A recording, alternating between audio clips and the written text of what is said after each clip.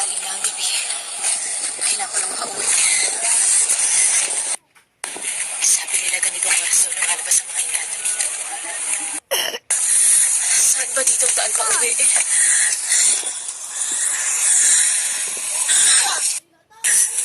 May tao ba? Hindi ako natatakot sa'yo. Lumabas ka dyan. Delikado na talaga sa lugar na to. Delikado na talaga sa lugar na to.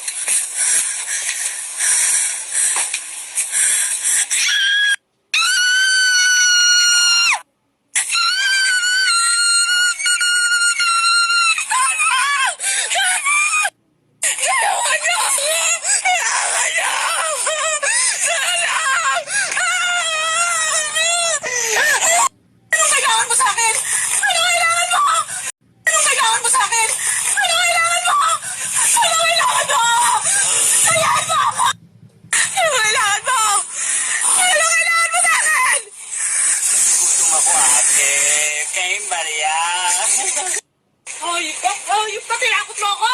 Sorry ate, nagugutom lang ako ate.